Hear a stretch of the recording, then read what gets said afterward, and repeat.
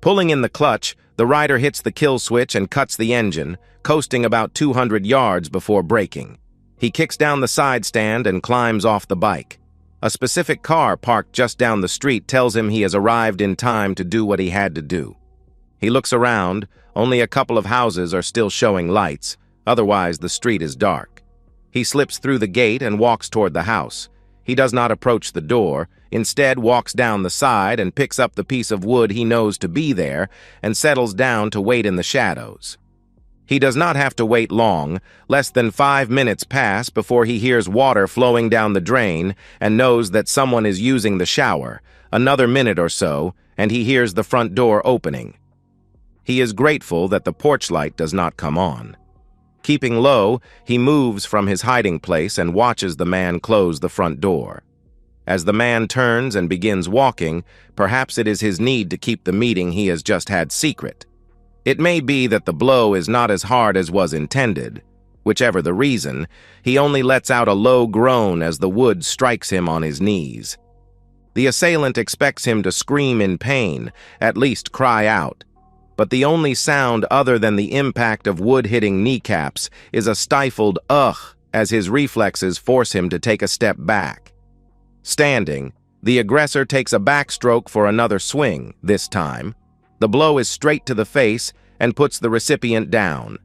The only sound other than the impact is the sound of the unconscious body hitting the floor. Methodically and systematically, the antagonist breaks the arms, legs, hands, elbow, and knee joints of the unconscious man. The only reason to suspect he is not a professional is the small gasp of surprise at the popping sound the kneecaps make when they are broken. The victim does not regain consciousness as he is beaten. Aside from the one blow to the face, the assailant is careful not to damage the head, ribs, and genitals of his prey. Less than 2 minutes after the attack began, the attacker walked back to the motorcycle. An ambulance siren pulls me from my thoughts. It overtakes and it seems to be going in the same direction I am. In fact, I follow it all the way to my home.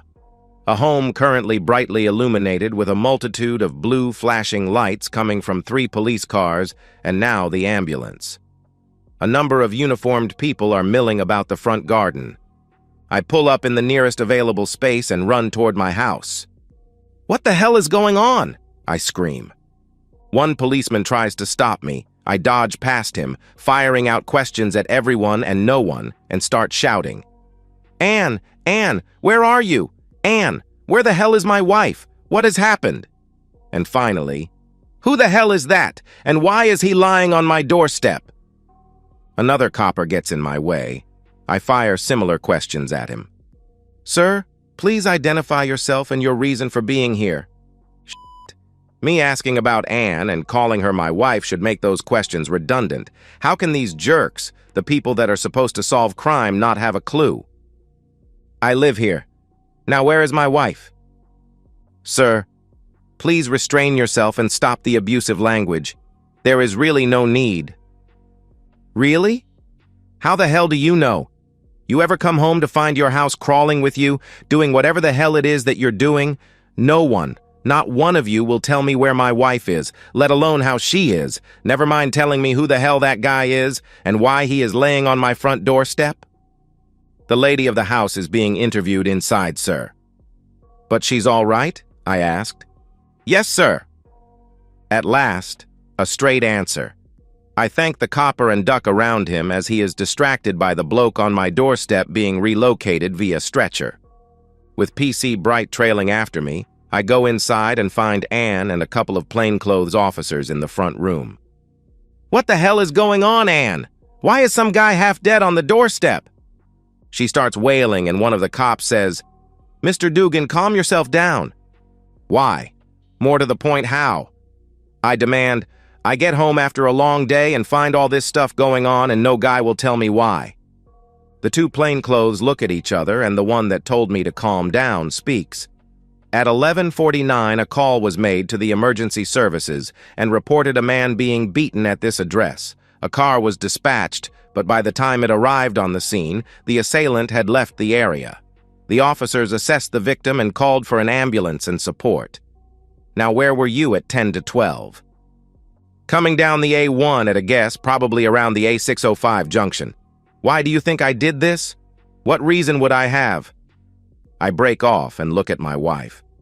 Were you being intimate with that guy? She wails again, burying her face in her hands. You were, weren't you? I shout. She continues to cry into her hands. I give a snort of disgust and look at the copper. If you find out who did this, tell him I owe him a beer or two. Now, if it's all the same to you, I'll go for a shower. Sorry, sir. We need to make sure you were not involved in the attack. Check you for blood and such. I give him a look that I hope shows disbelief before I bend and start to remove my boots. I kick them off and then remove my sweatshirt, t-shirt, and jeans as I defiantly stare him in the face, clad only in my socks and shreddies, and gesture to my clothes on the floor and ask, "Anything else?" "Sir?" He takes a deep breath before continuing. "Please put your clothes back on." "Why? So you can drag me down the nick in a bit, make me take them off again, and wear some paper jumpsuit until you deign to release me? No, you can bug off. In fact, I'm not going to put any clothes on. I'm going for a shower." "Sir, you can't," he says as I walk away from him, instead of heading toward the door. I walk to the sideboard and pour myself a deep glass of Jameson's. Stark naked, I turn and stare at him as I down it and pour myself another. I raise my glass to him and smile before downing the second, watching as he is now frantically discussing something with one of his colleagues. He and his colleague begin walking toward me as I am pouring a third. "Sir, we need you to refrain from drinking. We will need to formally question." You need. It's all about your needs. Well, I needed to come home and not find a herd of cops and ambulance men in my front garden. I needed to come home to a loving and faithful wife. I did not need to find my wife's boyfriend on my doorstep, and right now I need a shower, a drink, and you guys out of my house. Feel free to take the swag with you. Another pitiful wail comes from the wife. I glance over to her. I didn't intend to. An involuntary action. A reflex. I look for less than a second. She is standing alone, crying. Her hands have dropped uselessly to her sides. She looks weak, helpless, and beaten, staring at me, her eyes pleading, probably for understanding, perhaps sympathy, something, anything, to comfort her. Well, forget her. She caused this, so she can deal with it.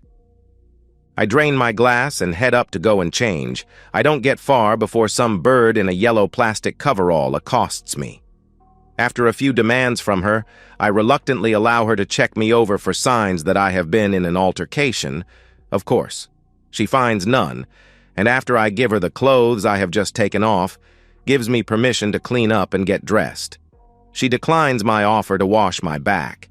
The foul aroma of betrayal assaults my nose as I enter the bedroom, with the sharp stench of stale whiskey quickly mingling with the lingering odors of sweat and intimacy. With painful spasms clutching at my abdomen, anger overcomes me, and I drag the soiled mattress off the bed, down the stairs outside, and leave it on the front lawn. Returning to the bedroom, I fling a window open and start flinging her clothes and other belongings out of it. "Mr. Dugan, Mr. Dugan." Hearing my name, I pause briefly, and then continue to eject the detritus of my marriage out of the window. "Mr. Dugan." I turn to him. "Mr. Dugan, I need you to come with me so I can formally take your statement." "Why?" I asked. "You know damn well why. You already have my statement, and unless you arrest me, I will not go to the cop shop with you," I say smugly. "In fact, I will make sure you are completely to blame in my suit for wrongful arrest.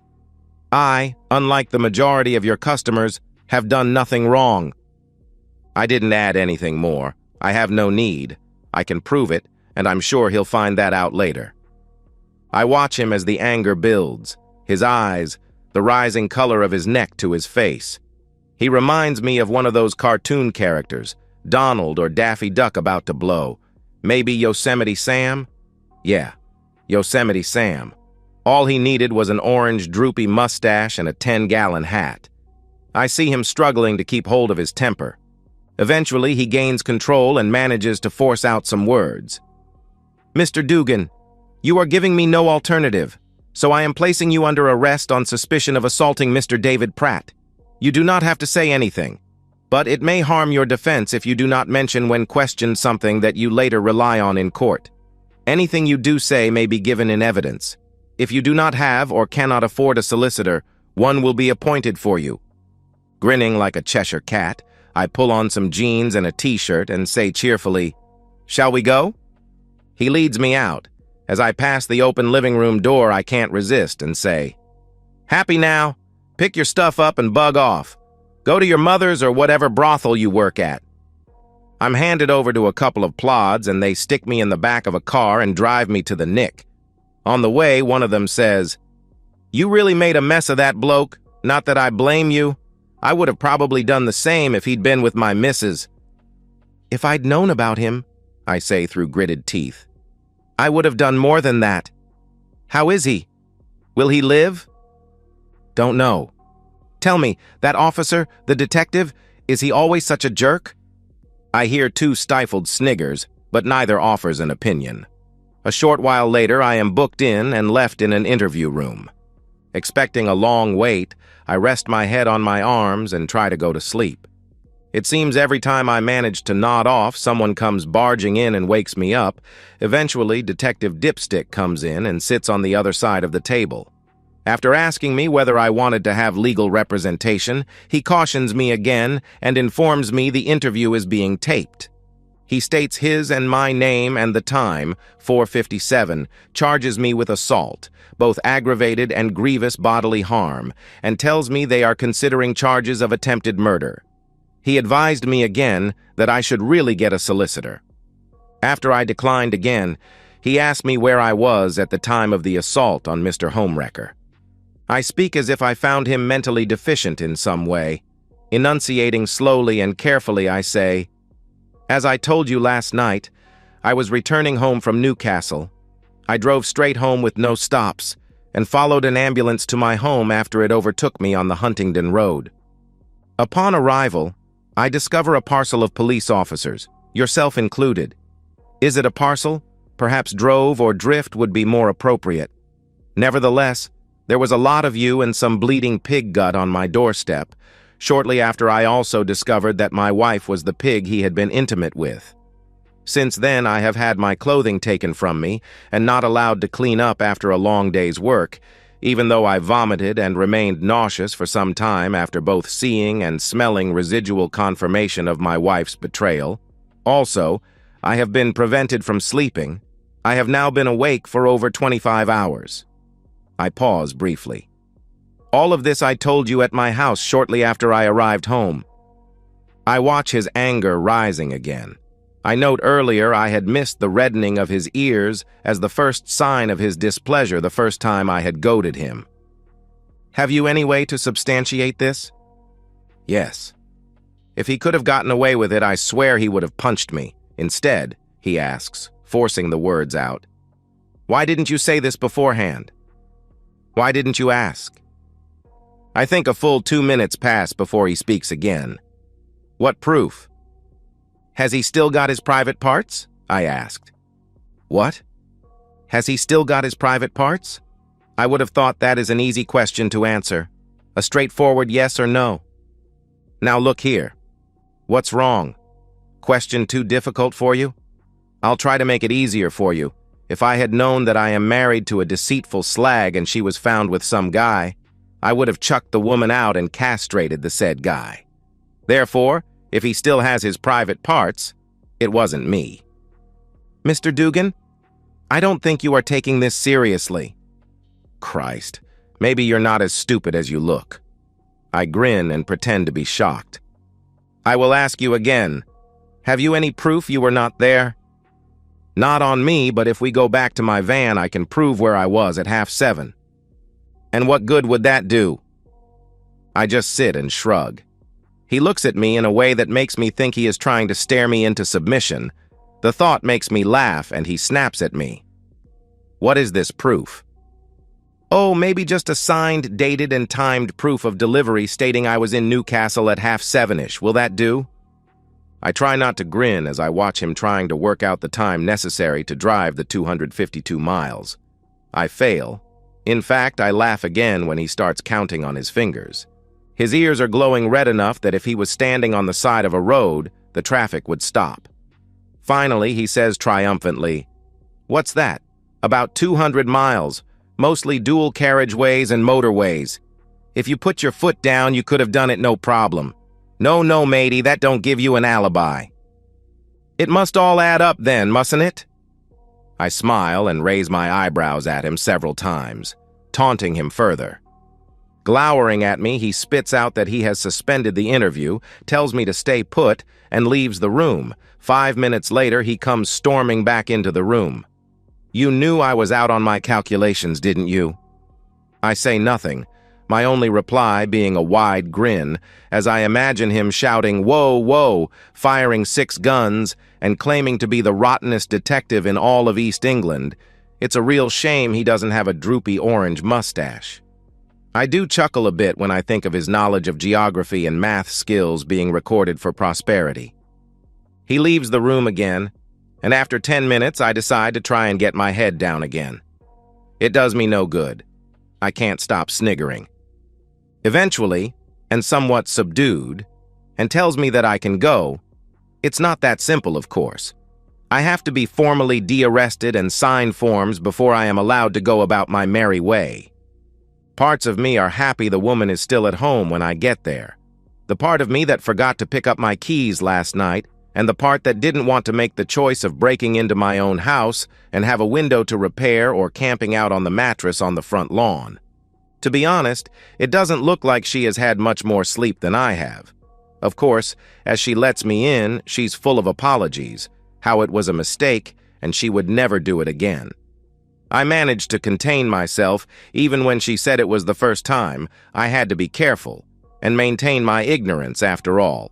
If I had known about it beforehand, it may have been possible to have instigated the attack in some way. Ignoring her platitudes, I go up and have that shower I had promised myself last night. As the warm water washes over me, I start to plan my day. The first thing I think of is to see a solicitor. Do they work on Saturdays? I resolve to hit the net when I've done one other job and have a look. I towel myself dry and go into the bedroom for a clean shirt, shreddies, and socks. Nothing has changed since I was last in here. I cast a look out of the window and give a nod of satisfaction, seeing her clothes still adorning our and 2 neighbors' gardens. Seeking a solicitor becomes third on the to-do list. As I get to the bottom of the stairs, she calls through, telling me she has made a coffee. I must admit, I could really use one. I join her in the living room. She is standing, looking at me. Her eyes are red, and streaks from them run down her cheeks. "Who is he?" I asked. "No one. I mean no one you know." I stand looking back at her, waiting for an answer to my question. I'm not sure how long it is before she breaks. "Don Stebbins."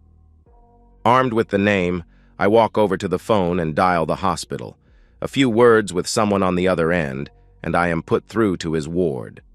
I inquire about his health, and of course, they spout the normal bollocks about how they can't tell me anything at all, so I ask if he has any family with him. I smile when they tell me his wife is there, and she will go and fetch her. I listen to the clip-clop of her footsteps leaving and then returning before the receiver is picked up. "Hello, this is Julie Stebbings. Who is this?" "Hi, Julie. My name is Cole. Colin Dugan. You don't know me for that matter, neither does your husband. I am calling to let you know where I live." "I don't understand. Why would I want to know your address?" "I thought you might like to come and meet my wife, Ann Dugan." "And why, Mr. Dugan, would I want to meet your wife?" "Oh, I just thought you would prefer somewhere a little more private than a hospital ward when you first meet. You know you can talk about things. You know, things that women talk about, knitting, housework, and such. Maybe swap recipes and discuss the length and width of your husband's private part and what it is exactly that makes him such a terrific lover that my wife has chosen to be my ex-wife for the love of it." Anne had been watching me, listening to my every word in disbelief. but finally she screamed, "No!" I expect Mrs. Stebbings to slam the receiver back in its cradle. Instead, she asks me for my address. I give it to her along with my mobile number, and she tells me she will come right away. I tell her I will put the kettle on. While waiting, I think about spreading a plastic sheet down on the living room floor. But after checking how much yogurt and whipped cream is in the fridge, I decided against it. Much quicker than I would have thought possible, a screech of tires announces her arrival. I hope she allowed for the 2-speed cameras. I would rather she not get any tickets on top of everything else. I open the front door before she gets to it. I'm pleased I have. The way she comes in, I think she may have knocked it down if it were closed. Seeing my wife, she demands, "Is it true?" "Look, it's not like—" A sound reminiscent of a bullwhip fills my ears. "Don't you dare lie to me, you cheating woman!" Julie screams. "You have to understand," Anne sobs. "We didn't mean it to happen." What? I wonder. You didn't mean to dress in sexy underwear for him, didn't mean to invite him here when I wasn't here. I wonder silently to myself as the little drama plays out before me. "We? You mean you? And you did nothing to stop it?" Julie's voice now a mere 90 decibels. "We just could—" Anne blusters. You could have said, "No, I am married," or "No, you are married." He should have said the same, but ooh, no. Instead, you chose to be a cheating woman. Julie's voice was now low enough to be called shouting. No, it wasn't like—" Crack. "Well, I hope you'll be happy with him. Look after him when they let him out of hospital." She sniggers. "They tell me he will need a lot of looking after. You'll have to dress him, feed him, even wipe his back. Your husband has done a damn fine job educating him." She looks over to me and says sweetly, "Thank you." "Oh, excuse me, but as I told Detective Brain Surgeon last night, if I had done it, he wouldn't still have his private parts. Nah, I'll wait until he's back on his feet before I let him know how much he has pissed me off. Tea or coffee?" "Coffee, please," she says with a smile. We leave the unfaithful woman and go sit in the kitchen, the innocent and betrayed partners, to talk of many things, of deceitful people, disloyal partners, marriages, and everything in between. Of why the cheats are lying twats, and the tarnishing of our rings. We speak for a while. Several times I hear Anne come out to the hallway and then go back into the living room. Perhaps she doesn't enjoy listening to us sharing our hurt and betrayal. When we feel we have said enough, I walk her to the door and say goodbye. I follow her out and drag the mattress around to the back garden. I pick up the slag's clothes and other bits and bobs and pile them on top. When I fetch the green petrol can out of the shed, I hear her scream, "No!" again. I start pouring the contents over the pile as she runs to me. "Have you got a light?" I ask her, and then add, "Not the red one you hang outside when I'm not here." "No, please don't burn my stuff, please no. I've got one job to do that I was leaving until after this was burning. I'll do that first, but when I get it done, I'll come back and burn whatever is still here." "Please, Doug, don't do this. I'm sorry. I love you." "Yeah, sure you do." "I do, Doug. I didn't mean it. I didn't think—" "Didn't think what? Didn't think I'd find out? Didn't think it mattered? No, you cheating woman. You didn't think I mattered. Well, heck you. Now pick up your stuff and get out before I throw you on the pile with the rest of the crap."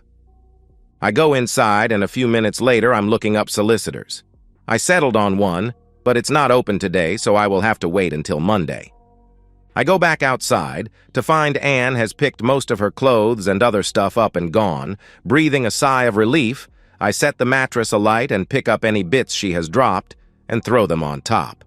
14 months go by before I receive the decree absolute, changing my status to single. Anne's brats are now 6 months old, and they are definitely not mine, so I haven't got to pay for the little bastards, which is nice. Pastor Donald Stebbings is still trying to get his wife to forgive him. Personally, I think he just wants a familiar hand to wipe his arse because he can't do it for himself yet. As for Detective Brian Small, seriously, that is his name. He has never found out who did it, although he did pull me in a couple more times to help him with his inquiries. But I wasn't very helpful. There are a few things I didn't tell him. I didn't tell him that my mate Stu called on me a couple of weeks earlier.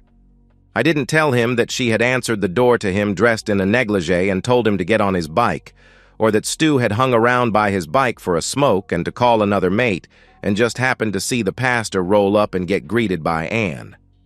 I didn't tell him that Stuart met me in Newcastle with a very fast motorcycle, a Hayabusa if you're interested, or that we switched vehicles, allowing me to get home just as the guy was finishing his visit with my wife. I certainly didn't mention how I gave him a clear message about the consequences of his actions, or that I rode to a prearranged spot, took off the coveralls I had worn for the ride, and so on. Nor did I say how I then met Stuart in a lay-by a few miles down a dark country road and swapped vehicles again before heading home. And so, we've reached the end of today's story. Was it what you expected, or did it take a twist you didn't see coming? I'm curious to hear your thoughts. Share them in the comments below, and let's get a conversation going. If this story kept you hooked, make sure to hit that like button. And if you're new here or just haven't subscribed yet, now's the perfect time to join our community. I bring you fresh, captivating stories every day, so click that subscribe button and turn on notifications so you never miss out. Thanks for watching, and I'll see you in the next one.